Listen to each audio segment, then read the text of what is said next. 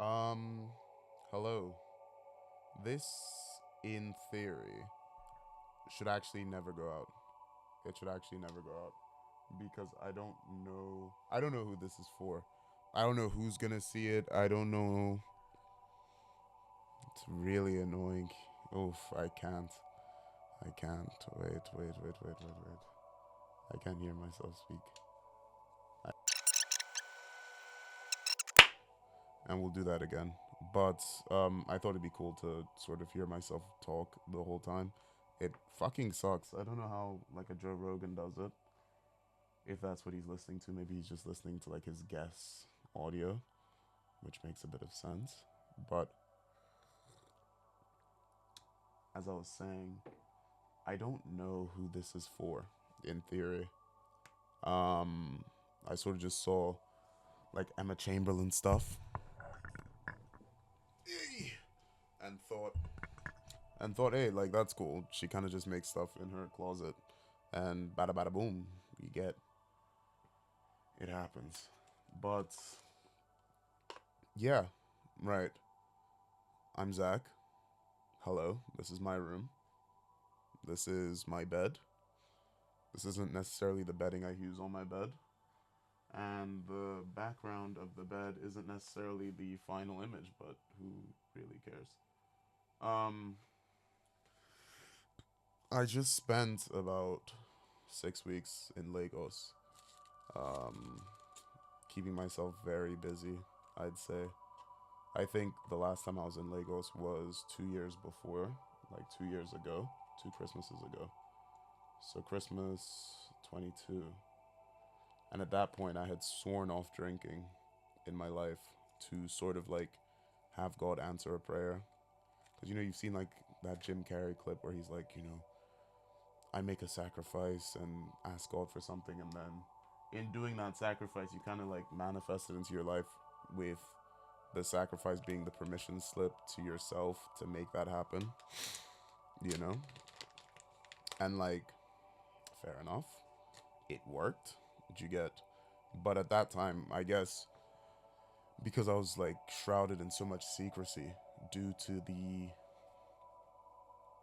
pact I was making with God, I felt like I wasn't really around my family or around these events when these events were going on. Especially because like Christmas time in Lagos is a very drink heavy, party heavy type thing. So you end up saying no to a lot of stuff, and if you do say yes, you're not really fully engaged with everyone. And the time before that, when I was there, when I used to live there in 2021, before we moved to the UK, um, I was severely depressed, like disgustingly depressed. Do you know what I mean? And sort of like had no purpose and lacked a lot of purpose in my life.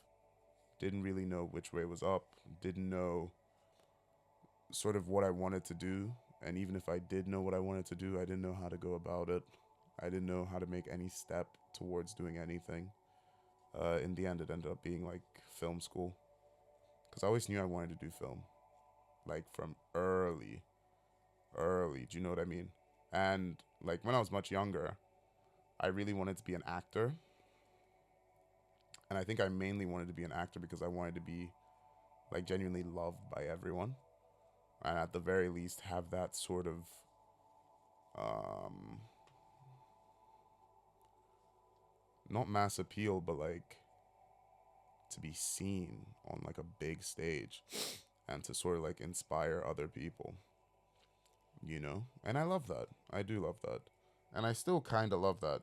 I think when I did some acting in high school, it was calm. It was like theater, which is actually, bro, it's actually, I don't know, but I think, because I haven't done both, but I would think that acting in theater is a lot more fun than acting on screen, right? And I only say that because when I did theater, and obviously the screen acting, I haven't done it, but I have experience on set with actors on set. When you're doing it on stage, there's a conversation between you and the audience, right?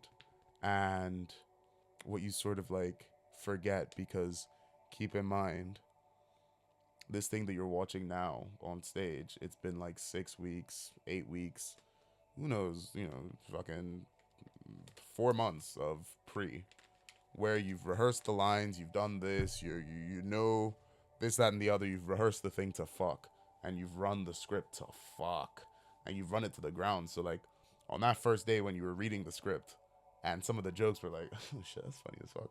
By the time it's the time before stage, you're just like robotically reading the scripts. Like you're not even really clocking the jokes. You're not deep in it. You're getting the delivery. Do you get what I mean? You know the pockets where like the delivery's supposed to hit, right? And with some of them, right, you get onto the stage. It's your time to be on. You're now talking to the audience, and you're giving your performance, and like there's a joke on page 30 that's like that's gonna make this shit rock, but we're at page 6, so let's chill. You get, and then you just hit one line off page 6, and the crowd can't stop laughing, and you're like, wait, oh, this was the shit we were laughing about on that day one of reading the scripts. You know what I mean? Um, and so it kind of like, in a sense, when I was acting on stage, it gave me an appreciation for like the body of work that you kind of like grow with over time, and then you now get to introduce it to someone else. Meanwhile, you've forgotten how you were introduced to it. I don't know if I'm explaining that properly, but like that's just kind of what it feels like. It's like it just feels good. And then also the sort of like back and forth, just having a live audience, I think makes the whole thing a lot better. It makes it a lot more nerve wracking as well. But, it makes it as well like just fun.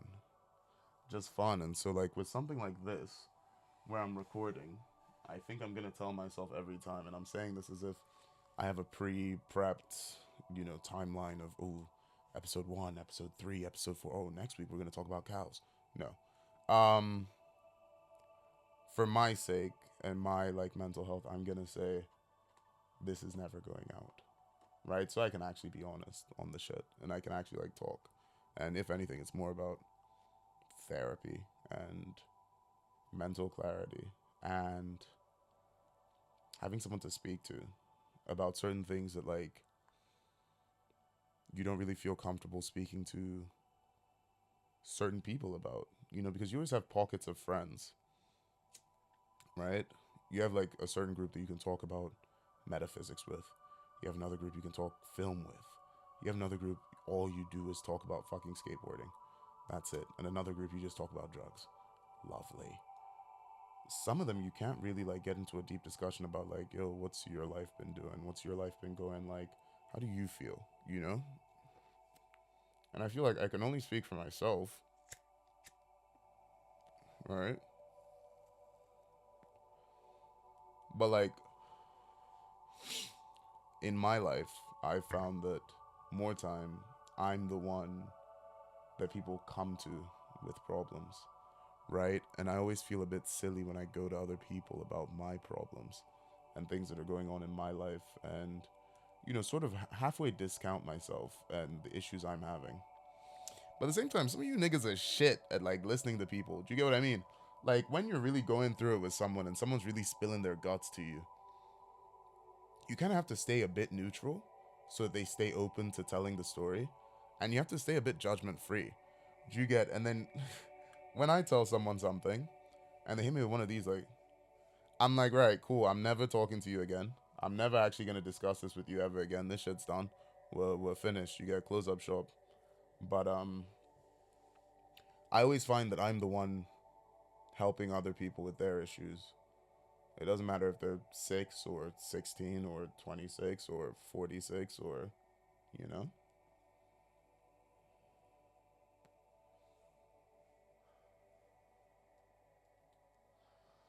And so to create a space for myself where I can rant and vent and unpack and, discuss, and something about me really enjoys the idea of like having an archive, because in truth, like I do this anyway. I do this anyway without the camera. This is what I do, but like to have it recorded and to one day like sort of have a collection of videos and moments of yourself and like hear yourself talk and see yourself talk and, go through the experience with yourself at like 50, it's a bit better than keeping a journal. A bit, just because it's visual. But like, I still have the journal, you know? But yeah, to get back to the point though, still, I knew I wanted to be an actor. Like, if you ask me, hey, Zach, like, what do you want to be when you grow up? It never involved construction. It never involved mechanics. It never involved a desk. It never involved paint. Not really. It was always stage, camera, lights, audience, you know? Always, always, always. And so when I then ended up in film school, and I sort of took it when I started film school in 21, I took it as like, okay, if I'm gonna be an actor, I want to feel comfortable on set knowing what everyone else is doing. So let's learn everyone else's position as well. So I've produced, I've been a cam op, I've been a DOP, I've been a director, I've been this, that, and the third. And, very quickly I found out that, like, oh shit, the actor doesn't really do anything, you know?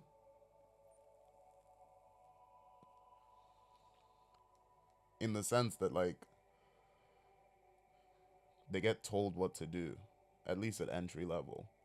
They get told what to do. I'm sure Zendaya has a lot of creative control in her films. I'm sure, what's his name? Like, the big guy that's at Laker games. He's old, he's white, he was on The Departed. Jack Nicholson, right? He said to Ben Affleck that the only reason he's had such a long career is because he's such a great writer. Do you get? And that's him now adding to the creative process uh, of filmmaking rather than just being an actor, somewhat a pawn. Like, just being told what to do and things like that. So, yeah,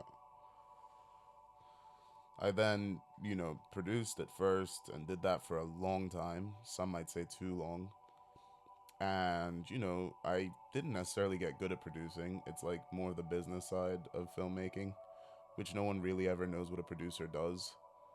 When I was younger, I just thought it was someone with money, which, fair, you know.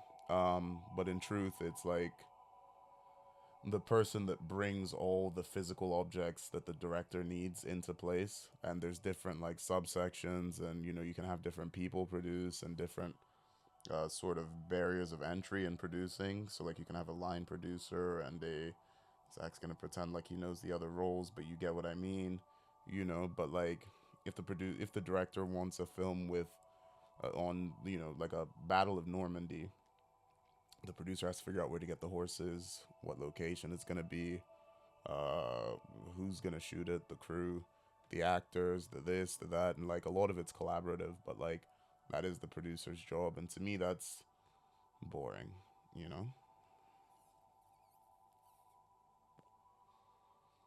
And I always used to say like everyone and their mom wants to be a director, but at this time, like I'm really feeling the directing shit, you know. I don't really care for camera work. I don't, I'll do it in the same way that like anyone can pick up their phone and like record something. I'll do it, but I'm not really interested in it. I'm not passionate about it. I'm not a fanatic. I don't care about lenses. I don't really care about cameras, I think for me, a lot of it is like growing up having these like really vivid and intense dreams. And like at a certain point, like going to sleep was my favorite part of the day because it's like making your own sort of like, I guess it's a choose choose your own adventure game, but it's like your own personal movie, dealing with your subconscious. And I've always liked the dreams that I've had. I've always been quite attached to dreams I've had. in the sense that like there's dreams that I had at 7 where that was, oh, that's so much better. Is it? There's dreams that I had at like age 7. I can tell you exactly what happened in them. And there's other dreams that it's just like it's just something I really liked personally.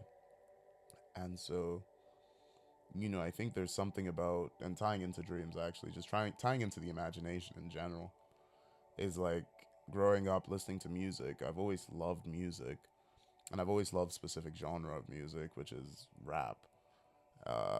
For like the wordplay, and my kids are blacksmiths like Jada and Willow. Like Jaden and Willow is what Dave said on Screwface Capital, I think. You know? Things like that, talking about people. It's just like coming up with like such a creative way to say something that, you're trying to figure out a way to say something that's never been said before. In a way that's never been said before.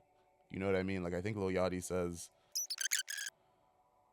I spent millions on terrain, is what he said. You can actually just say you bought land, you know? You can. You can just say you bought land. I bought land. Or I have acres, But he said I spent millions on terrain. Which isn't even a complicated like bar, but it's just a cool way to say that shit. It's just a different way to say that shit. And I really appreciate that. And same with like the Dave line of my kids, my boys, blacksmiths like Jaden and Willow, is to say that like the people that he runs with carry knives. You know what I mean?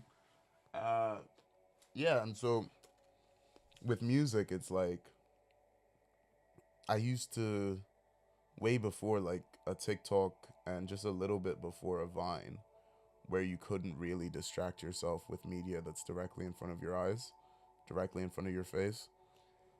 I used to just listen to music in bed, sleeping, and sort of imagine the music video. Imagine what the video would look like with the artist. You know what I mean? And I don't know if there's a differentiation. I don't know if there's a differentiation. I don't know if other people who listen to music imagine scenarios of themselves, but I always imagined the artist in specific scenarios and specific environments doing specific things that sometimes pertain to like the lines they were saying and sometimes didn't. And it wasn't until eight 8 or 9 months ago, you know, in June of this year, July of this year, July of last year, fuck me, it's January, where I was editing our final projects in university um, with my friend Dwayne, and we were both editing this cut. And we were editing the trailer, but like you had like a month and a half to edit or something stupid like that, like 5 weeks to edit. And you're editing a trailer, so it's like you actually think it's not that intense. It's quite intense. It's quite intensive. It's a lot of work to do still for the trailer because now you have to like hook people off a, what was it? It was like 45 seconds to a minute. You get. So in the in between, because Dwayne's super cool, Dwayne's super chilled out. He's another one that listens to like a lot of rap music. I know he has a very varied taste in music because he comes from two different cultures: Jamaican, Turkish, black, white.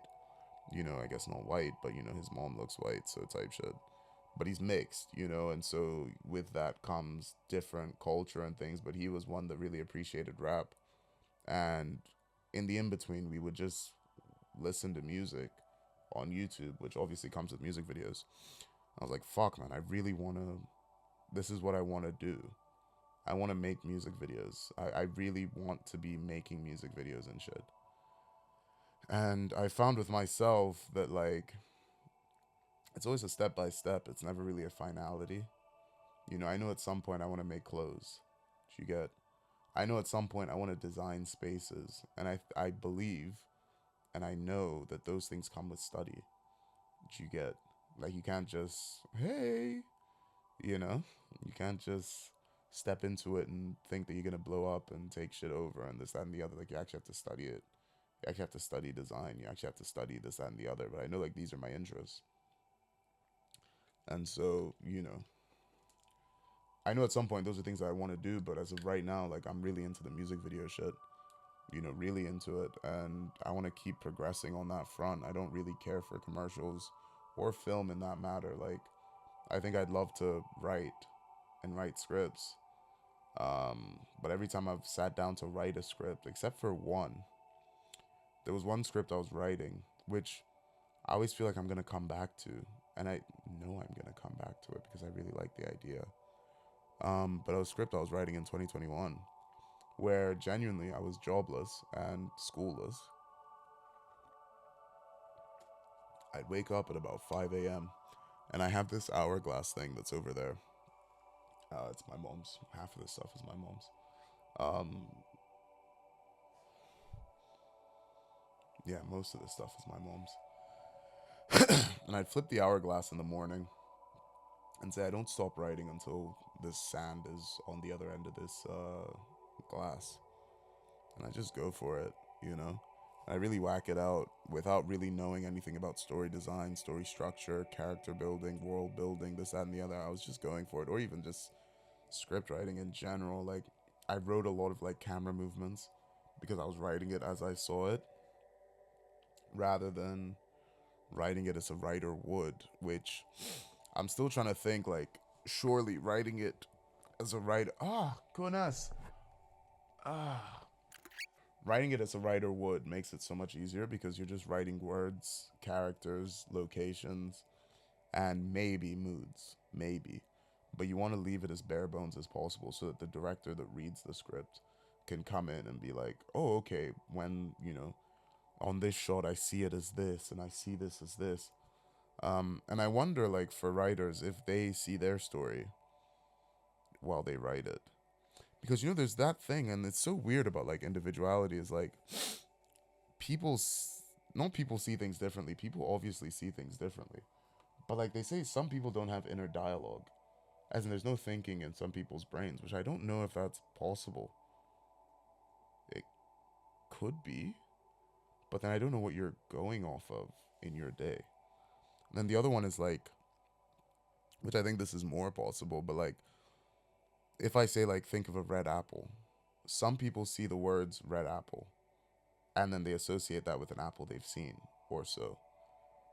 Some people see, like, dead ass a glossy apple on, like, a countertop, which is what I always see. And then a lot of people see stuff in the middle. That's strange to me, bro. That's super strange. But yeah, I want to keep shooting this music video thing. But I find that, like, in London especially, like I said, I just came back from Lagos. In Lagos, I'm a lot more comfortable being a one-man show on a decent project. In the sense of, like, I'm okay to just show up with my camera, shoot. You get no lights, no bullshit, just shoot. And here it's like, I can probably do the same. You get, but like, I feel like because the last music video, the one before last music video I made was done at such a professional level, like high tech equipment, great crew, you know, good lighting, phenomenal lighting. Shout out Ben. Ben Job, great gaffer. Um, it's like to return to like the other shit feels a bit like a step back. Although in truth, like in being creative, it's like you kind of just have to, not even have to create, but like you should just create first. And then, the medium of what you're creating kind of like depends on one, what you are creating, two, what you want it to look like, and then three, like your means of production, I guess. Because if at the end of the day, like, you want to shoot like live war that's going on, you're not gonna get the best light. And like I always say, both with women and in film or any creative process, what the audience sees is the final product. You know, it's not like they didn't see your first draft, they didn't see the idea you might have had. Do you get? They see what's there, which is beautiful, right? And why I say with women as well is because my cousin, he was at the beach 2 3 weeks ago, and he said, "Oh, there were these like fine women and this, that, and the other." And he's like a big, muscular guy. Did you get any pause? He looks good though. Still, you get me? That's blood. So, you know, he was like, there were these women. They were on the beach, this, that, and the other, yada yada. But I felt so out of shape. I felt this, like I just wasn't in my element. I couldn't approach them. And I was like, bro, like what they see is you. They don't see like who you were 3 months ago. Like the you that they're getting is the you they know. Come on, then use that, make it work. But like, don't now go and over stress over some bullshit. So in the same way, like someone can watch archival footage of World War II and think this is a beautiful piece of like cinema. In the same breath, bro, the person that was recording this might have even wanted to get some lights on hand. Say they're walking through the swamp or through the trenches at night, and like the only thing that's lighting up the soldiers' faces is like flashes of lightning. Someone can watch that and be so inspired by it that they like write a whole script just using that motif of like the light flickering, and obviously they'll build off that, but like, you know, and someone else, not someone else, but like the director would see it and be like, fuck, you can't even see the soldiers' faces. But it all gets expressed and it's all just there. And then at the end of the day, it is what it is, which is, I think, beautiful and a bit of like a trapdoor. Not trapdoor, but like an escape hatch, of like unnecessary anxiety and like a bunch of different shit. Like even this video, you don't know what I thought this was gonna look like, although I told you at the start that Emma Chamberlain makes videos in her closet. Um, but in truth, like, oh, Zach, why the pink light? I turned on the light and it's pink. You know? Zach, why is there a candle there? I like candles. Zach, what about the incense? I like incense. And I also want to be as comfortable as possible in my thing. And so someone can watch this and be like, this is ass, although this isn't going out. This is ass, bro. This shit sucks. Do you get? And someone else can watch it and be like, I really resonate with that. I really connect with that guy. Which is beautiful. And thank you. What you get? I find it quite hard to somewhat relate to people. And I also don't really love saying that because then it makes you sound kind of pompous and pretentious. But at the end of the day, you also have to kind of like speak on your truth and shit like that. Like you have to like sort of give what you actually think and what you actually feel. And I'm wondering if this light is enough now that I've seen the camera. Um, but it's like true. And I don't know if that's like an issue with intimacy in the sense of like getting close to people. It definitely could be. But like at the same time, I feel like I definitely understand other people's like problems and under other people's standpoints, and like I think I try to create a space where I feel like anyone that is ever around me feels highly understood. But I never feel like I get that same space given to me. Do you get? And that's either by way of like not putting it out there to see if it's there, if the space is even given, or like I've stepped my foot out and people are like giving a bit of judgment, a bit of like the side eye, a bit of this, a bit of that, and I'm like, fuck, man, okay, cool. And at the end of the day, I think, right?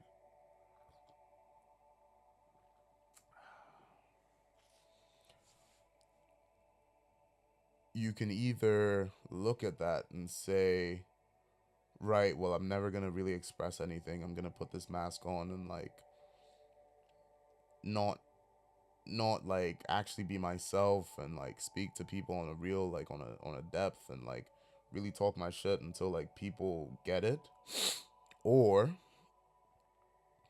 you can just talk your shit and wait for people to get it, because usually they get it later, you know? And I find that a lot of the time, especially like when I'm giving advice and things, I kind of talk to people knowing that, like, cool, like, shit, I've just planted a seed. You're not really going to get it today, and you're not going to get it tomorrow. And next week, you're not going to get it. But, like, I remember, like, friends would come and tell me, like, Zach, bro, that shit that you said 2 months ago, let's not get too ostentatious. It's not like 10 years ago. Like, Zach, that shit that you said, like, a month ago, bro, I tried it, and, like, yeah, like, you're right. You get, and that also doesn't mean that I think I have all the answers for shit, but I know I have a lot of questions, and I also go looking for a lot of answers in a lot of different spots. Like, you know, I always say like I'm studying metaphysics, but like in truth, it's a lot of like um, sort of manifestation rhetoric.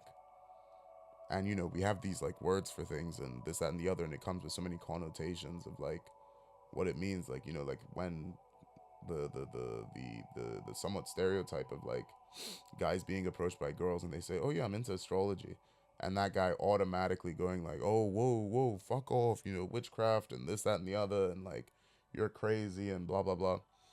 You don't even know like what end of it she's talking about. You get, you don't even know what got her into that. You don't even know what lens she's using to look at that astrology. Like you've taken it and like sort of bastardized the whole thing because you've put it in like this category, which go ahead, man, do you, but like there's a lot more layers and a lot more depth to people and a lot more things to like extract and like learn from, and like people are vitally different, like vitally unique, and that's also a reason why you kind of have to talk your shit.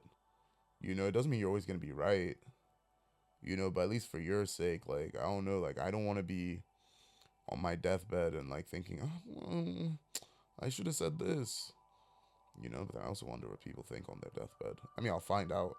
But you get, I'm here, and that's the weirdest thing as well. Is like we all know we're gonna die, and yet we still like pussyfoot and like tiptoe and like this, that, and the. We all know we're dying. We're all dying. We're all like, there's no one is gonna like come out of this and like be like, oh yeah, hey, I'm really glad I held my tongue there. You're gonna die, and that's it.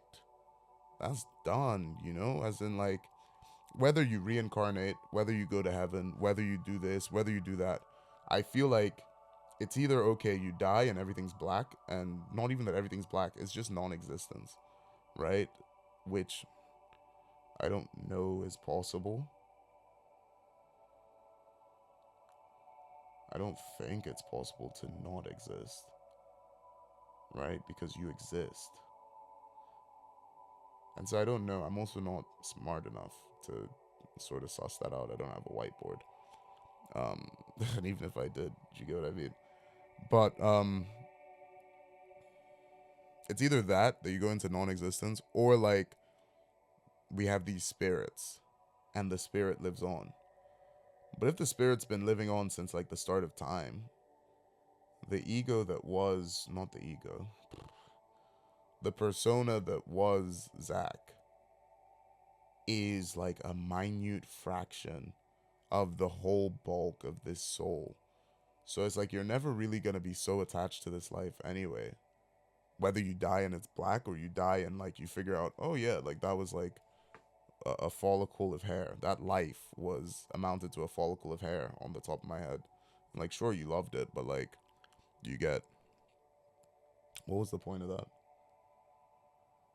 Oh, that we're all gonna die. Like, bro, just take the chance. Take the chance. And in truth, like, I don't know. To me, it doesn't make sense to like live a life where you're scared. Because I've been scared for a long time. I've been really scared. I feel like I'm a very anxious person. I don't even like speaking that on myself. Do you get what I mean? But like, as a human being and as a person, like I get nervous for everything. My hands are constantly sweaty. I always feel bad every time someone new is like comes into the room. I'm like, you get, because I know I'm gonna have to shake your hand, and it's like I have to either give the dry wipe before or just like double down and be like, fuck it, this is me, bro. My hands are sweaty as dick. You get, and you know,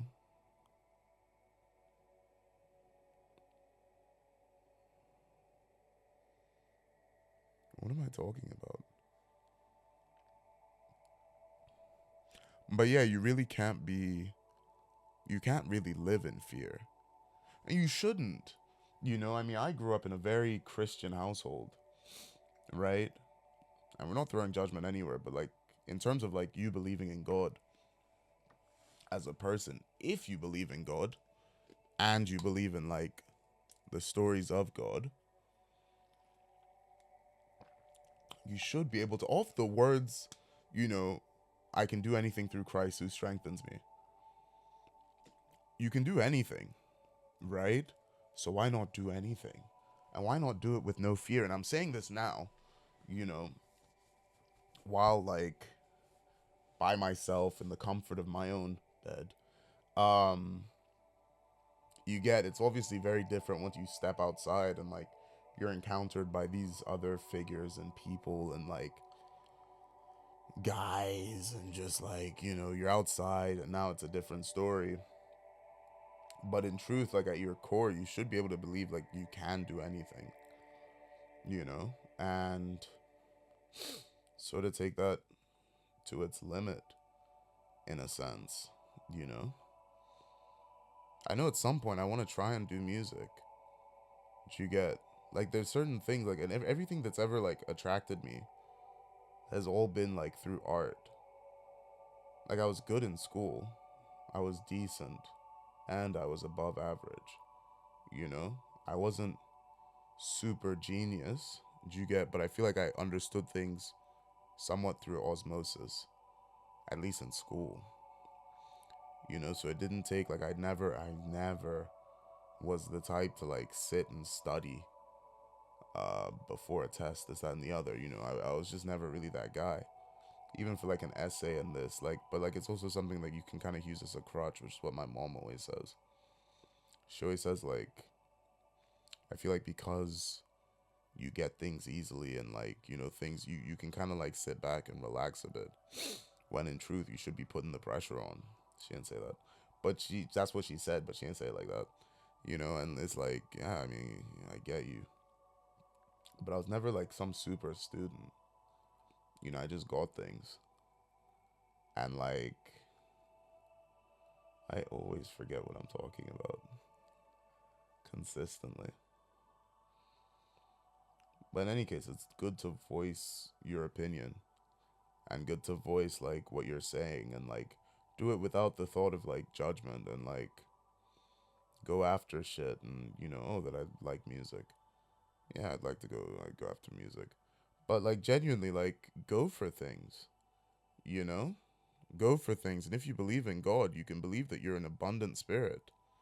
You're an abundant person. You're an abundant, even if you aren't abundant, even if the money isn't there, even if the relationships aren't there, even if the love isn't there. First of all, the love is always there. It's like all around. You get, everything's all around all the time. But let's stick on love. Even if the love isn't there and you feel like, oh, I'm so alone and this, that, and the other, which is a horrible place to be. And thank God that, he took me out of that one. Whether I go back and rediscover it to learn something new about myself is a different story. But like, as of right now, I'm not like necessarily in the trenches.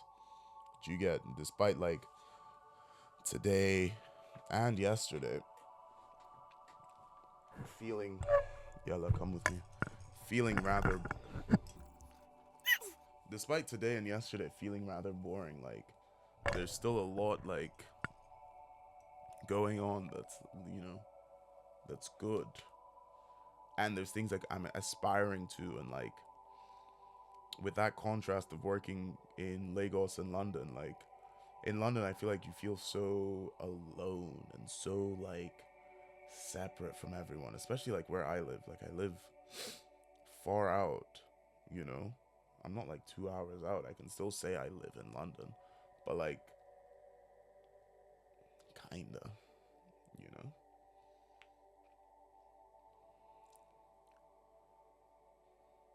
And so I don't know, but like, you know, I feel like there's always gonna be judgment if that's something you care about. You know, at the end of the day, they're just people.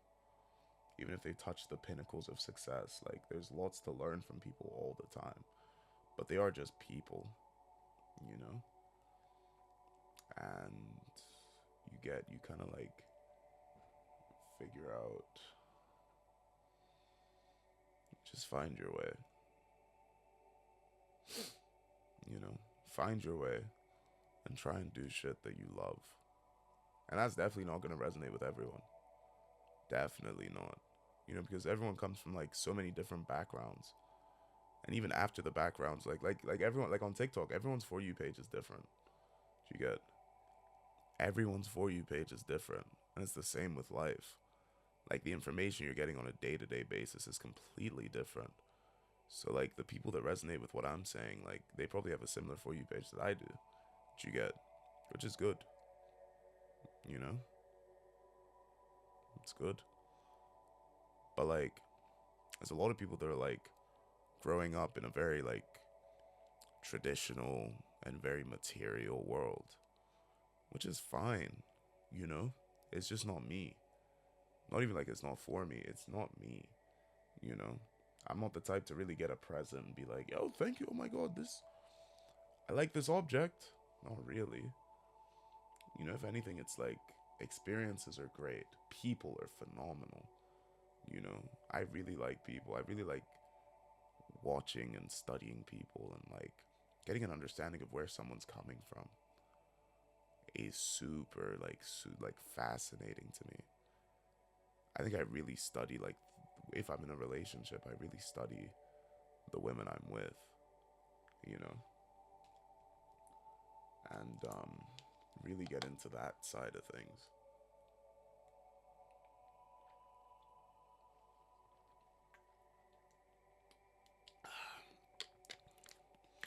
Just to sort of like take this person and be like, I wonder what you were like as a kid. Because I think for me, I think you always kind of give out the love that you want for yourself, right? And so for me, that'd be the type of love that I'd want for myself, you know?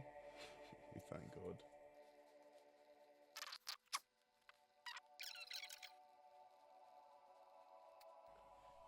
Yeah, because that's the type of love that I think I'd really want. Not even I think, I know I'd want it. I'd want to be like deeply understood on a level and feel like, oh, like this person gets me. You know, and I was dating this girl super recently, this time last year. Super recently. And she was phenomenal. She was absolutely phenomenal in the sense of like, you know, the intellect was there, the everything was there, you know, and I don't really, I, I know what split us apart, you know, I know, and that's not really something I want to be discussing on here, you get, but like, I do know what split us apart, but it didn't have a lot to do with her personality, or like who she was as a person, or like her values and things. Because at the end of the day, she adopted a lot of me. She adopted a fuck ton of me, you know? And like by the end of it, I wouldn't say that she was a mini me. She really wasn't. Because she was such an individual as well. Which I think is something I really look for in women. I don't know what that means. But like, I really look at women and be like, you seem a lot more tenacious, a lot more, not daunting, but like, you almost have like CEO boss energy. And I think I like that because I love seeing like the contrast. In like love, I really like taking care of people. on like a very like not even deep level, like it doesn't have to be, but like one of those ones where like you're sick and I'm dead ass taking care of you.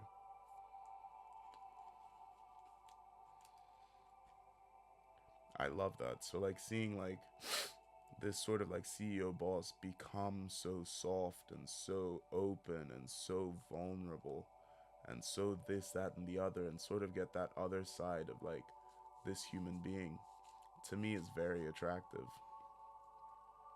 I'm starting to get concerned that this new position I've taken is like limiting my mic. I can see the camera. I know my head's still in shot.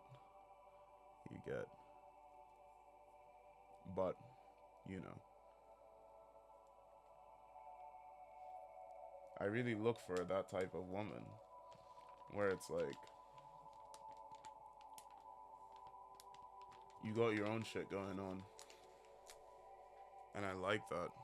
It's attractive, but you know, I bring her up to say that like I don't know if I sort of started like not enjoying it as much when I saw how not necessarily financially dependent or dependent in a way that like you're now, it's more so like, oh, you've lost yourself, you know, in this, and like you've lost your individuality, and not necessarily that like now I'm the one calling the shots, but like there's a time I remember like you were the guy, and now you're not really the guy. You're the guy, but you're not really the guy anymore, you know? And I mean, recently, I had a bit of like a. I found myself having a lot of love for this one woman who, in truth, is extremely physically attractive, very outspoken, very ostentatious, very like driven, super driven. Fuck. And like I got to know her whole background and her whole story and where she came from and the struggles she had been through, and like the struggles that she had been through despite that still being such a like beacon of light in a sense today. And bro, she's still struggling, you know? Not necessarily like financially and shit, but it's just like it's so tough like seeing people you look at and you're like, bro, you're the shit, and they don't think so. You know, I feel like that's super tough. Like seeing someone sort of like be a slave to themselves in a sense, but like a slave to other people, you know, and not necessarily getting like the care and like the tenderness that maybe they deserve, and instead choosing to go for what they grew up with, this sort of like dependency and attachment that they have.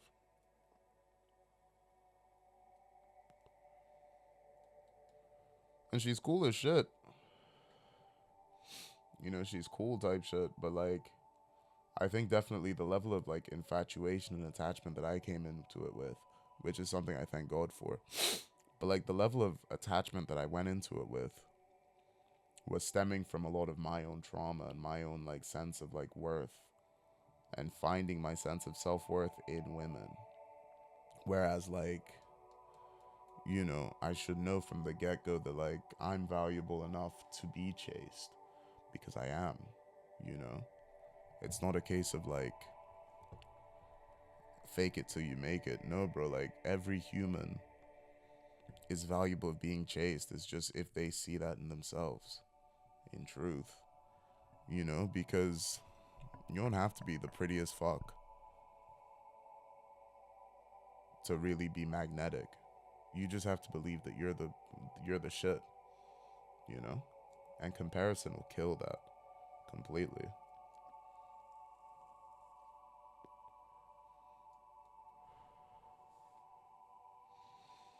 And so in truth, I really don't know who this is for. I really don't. And I know that like on a level people will listen, you know, not even on a level. I know people will listen. It's more so if I have the story structure proper to be able to like keep people hooked, keep people involved, keep people this and the other. Because I remember there was one day before I was flying to New York for Thanksgiving. I usually, when I fly, because I hate flying, by the way, I'm obviously, I still say that, but at this point, I'm not really scared of flying anymore. But I used to be terrified of flying. And so I sort of built up this habit of like, I don't pack shit. I don't pack a single thing until the night before. And when I say the night before, I mean like if my flight's at 10 a.m., I'm started packing at like 1, 2 a.m., right? And so I can stay up all night. When I get to the airport, go through customs, go through this, go through whatever the fuck it is, and then sleep because I usually take 6 hour minimum flights. So I'm either going from Lagos to London or London to New York or both, where it's Lagos to London to New York. And, you know, I watched this video of Skepta talking about, I believe it was his upbringing and his personal lens on life and like how he's gotten to where he's gotten to. Because I think something I appreciate is someone that's multifaceted. You know, in the sense that Skepta does music, he obviously does fashion, he paints as well, he sold some artwork, you know, but I think maybe like a Tyler the Creator is someone that I look up to more on that esteem, as well as Kanye West. You know, shoes, clothes, music, event spaces, a bunch of different shit that he's done.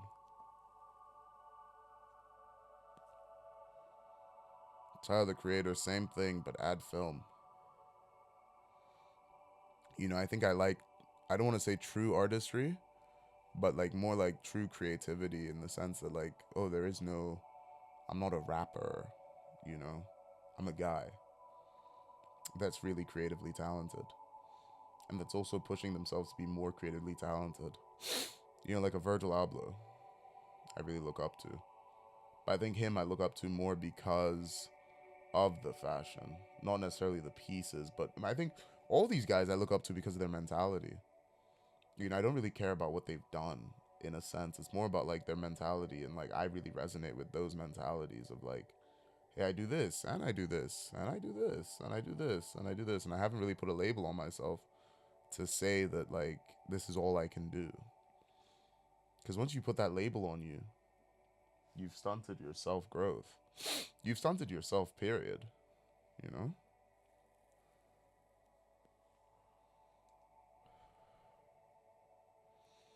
So, hey, you know, despite saying multiple times, no one's gonna see this, I know this will get posted. I know this will go somewhere. I hope you enjoyed. I don't know how to end this. Um, but I don't know, man. It's been cool type shit, you know? And we'll see what happens on the next one. I don't know what I'll want to talk about next time. I think this one I decided to like set it up and talk because for one, I put it on my vision board for 2025 to do this. And I'm very much a person that's like, I'd rather take the first step and then figure it out later rather than never take that step at all and spend a lot of time planning it. Because I used to be someone who planned a lot and then you don't really do anything. You know, like this, I can clip it and ship it. Shout out Stable Ronaldo. But I can clip it and ship it, you know, and just put it out. See. You know, I think the biggest fear is like having people you actually know watch this. But then that's also like the biggest point of like, if someone's to tell me, Zach, that was fucking incredible, I'd want it to be someone I know, you know? And I don't feel like I'm doing groundbreaking shit here. You know, I think it's more just like, you know, just be authentic, talk. People are interesting. Why wouldn't you be interesting? You know, doesn't have to be so structured, doesn't have to be so thought out, so formal. All I knew I wanted that incense. I wanted this mic here, and I wanted coffee. That's it. It's 10 p.m. and I'm on coffee. But like, you know, At least I did something today. You know, like I said, London can feel quite lonely and desolate and isolated. And today, the only thing I had planned to do was to go to IKEA and return a picture frame because I got this picture from my friend Yasmin. And right, yeah, cool. I got this. Ooh, I got this picture from my friend Yasmin. Let's see if you can see it, but I mean you'll see some of it. And it's massive, and I love that it's massive because it's like a piece. You know what I mean? Like it's not like oh yeah, this is the little thing that goes right here. No, it's like a piece, bro. And I tried to frame it in like this little picture frame that was a bit too small. You can see the parts of the paper that are folded, right? And I don't want to fold it. I also believe that she'll be quite massive one day, right? Oh yeah, I can't see what you see, so hopefully you can see some of it. But let's shift it down. I think she'll be quite massive one day, and so to have this even is so beautiful because like it's also an investment, and it's like also my sort of introduction to parts of myself that I know I want to be when I'm older. This like guy that has all this art in his house, and he has all these pieces from either friends or just like famous artists that are making cool shit, which is something I appreciate. You know what I mean? So yeah, I didn't want the small frame. I didn't want to like limit it. I want it to be stunning and big as it is, much like Yasmin is. Yasmin is someone I only met this Christmas. Keep in mind it's January. But I only met her this Christmas trip in Lagos, and she is a massive personality, and she is genuinely just herself. And I feel like something like that really attracts me to people, and not like in a sexual way. It's like how they say like the things that you want are the things that you'll like in other people, and the things that you like in yourself. And so the picture being fucking massive, she asked me, Zach, which one do you want? Do you want the small one or the big one? Give me the fucking big one, man. Give me the one that represents you. The one that will remind me of you. And I think I do actually really like just having shit that reminds me of people. I always forget that like I have a little stick and poke on my arm. Um and it's a winky face. You can barely see it. It's barely there. I forget I have it most of the time. But my sister gave it to me. And I love that. You know what I mean? Like I look at it, I'm like, it's Alex. Yeah, I don't even care what it is. She could have put fucking anything. She could have put a dot. It's like, yeah, that's Alex. Alex did that. You know? I'm gonna die with that, which is interesting.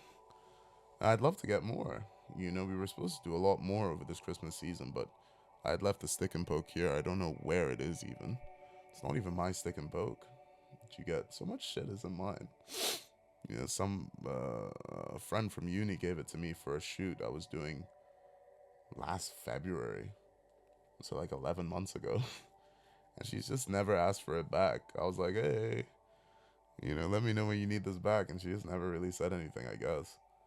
Um, but yeah, yeah. I hope you've enjoyed. I hope it was cool. I hope it was vibes. I won't know till I see it. I can kind of see it in bits and pieces. It's looking a bit dark, but I had fun. So we thank God. And I will speak to you later. Bye bye.